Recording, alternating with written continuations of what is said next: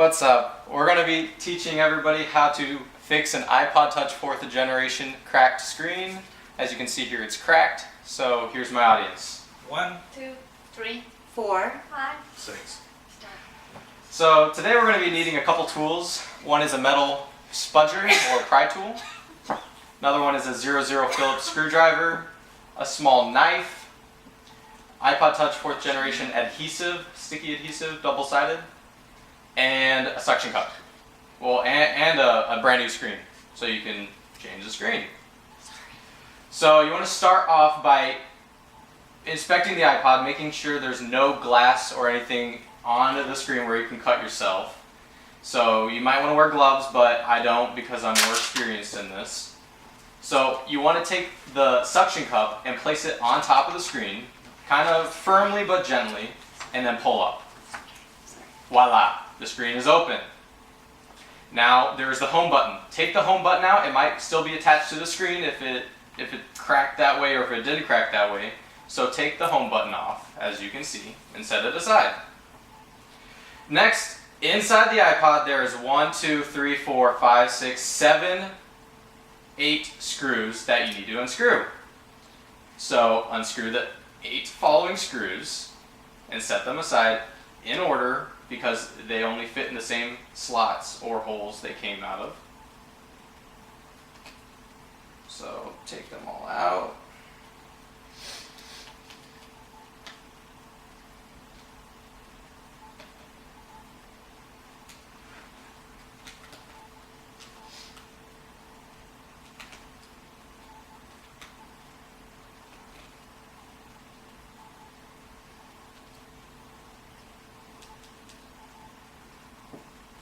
And then if the screws don't come out but you've screwed them all the way, use the metal spudger to kind of lift the metal shielding to get all the screws out.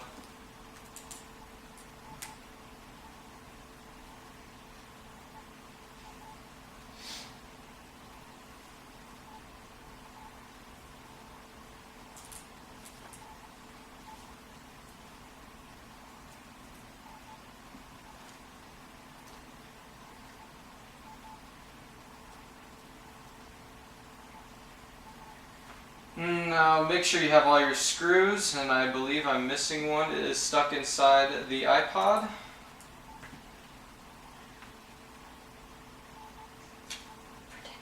And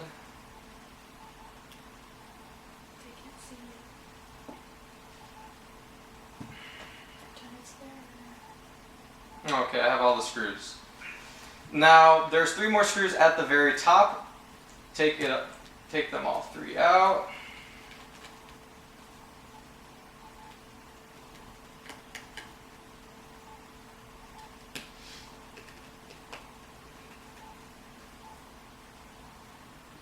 Now once you have those screws out, you want to take the metal or the suction cup off the screen. You could have done that at the beginning, but I like to keep it on, just kind of balances the screen out with the iPod.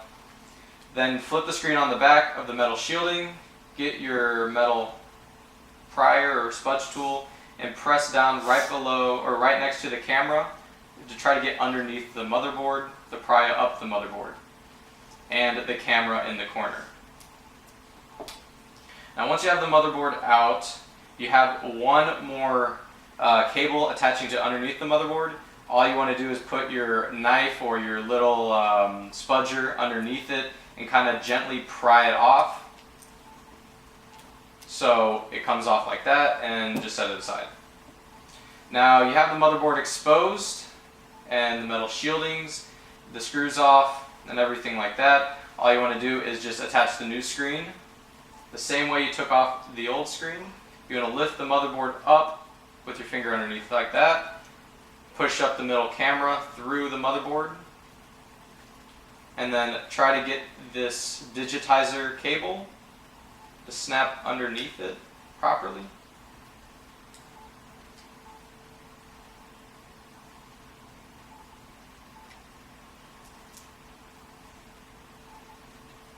Once you hear a click, I'm pretty sure that's in. You might want to just double check it and keep your thumb underneath it to make sure it's in. Next you want to do is push down the motherboard gently the way it came in. Same with the camera in the top right.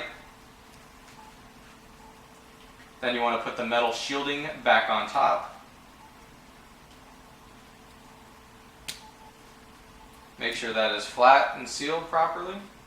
Then get the screws, the same ones, actually the 8 screws you took out at the beginning, put them in first, in the correct order you took them out in the same slots.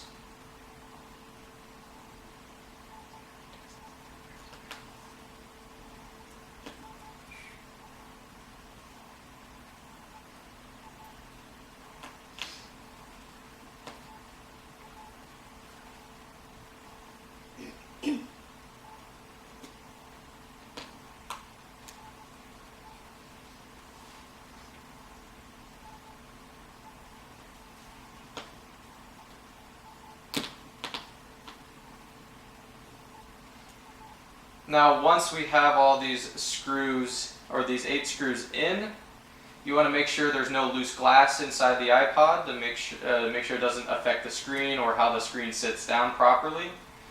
If there is pieces of glass, please take them out.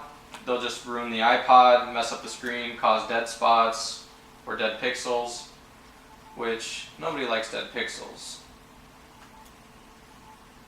And put the top 3 screws in where the Wi-Fi cable is, above the camera and above the LCD connector, underneath the motherboard, underneath the metal shielding, but you can see it exposed from the motherboard. Once you have all the screws in, get your little metal clipping that fell out, put it on the top right of the other camera.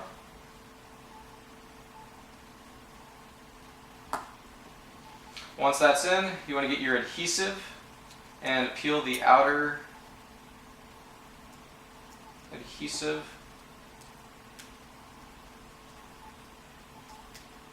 The thin, skinny one with the top, I guess a big block in the top left, goes right above the Wi-Fi cable in the top left of the iPod.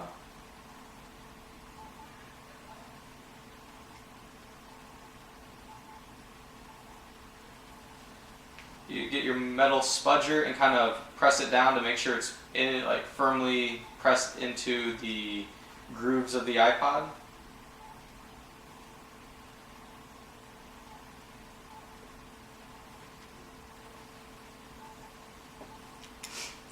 Next, you want to grab the other adhesive for the bottom where the home button is.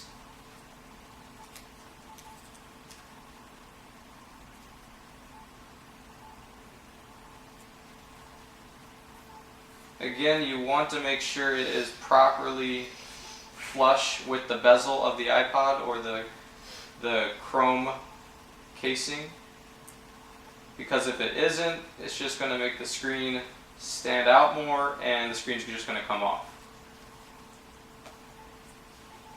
So get your metal spudger, kind of press down on the adhesive on both sides again, make sure it's flush with the bezel of the iPod or the chrome backing. Once that's done, you want to get your home button, put it on the proper way.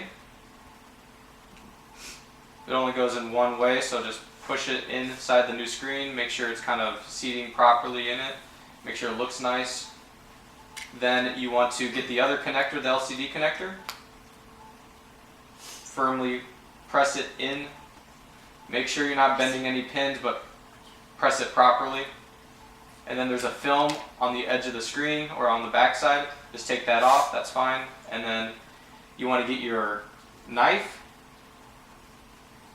and pry off the paper coating for the adhesive.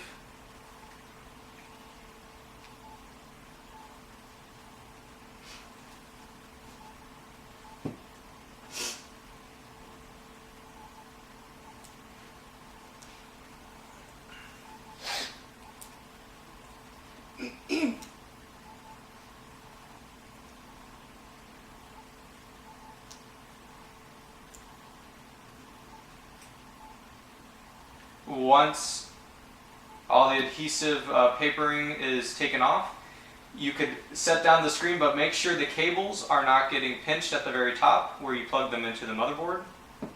What you want to do is you want to push the cables out of the iPod and then back in from the lower part of it, and then seat it from the top of the screen all the way down to the bottom of the screen. Now firmly press on all four corners and the sides, not too hard, not too soft. Just keep, I guess you can say, mending it or pressing firmly on the corners to make sure it's seated properly, and then power it on. And voila, you got your yellow and black iPod customized and not a cracked screen. So that's it for this demonstration. I hope everybody's liked it, and thank you. 1, 2, 3, 4. 6. The end.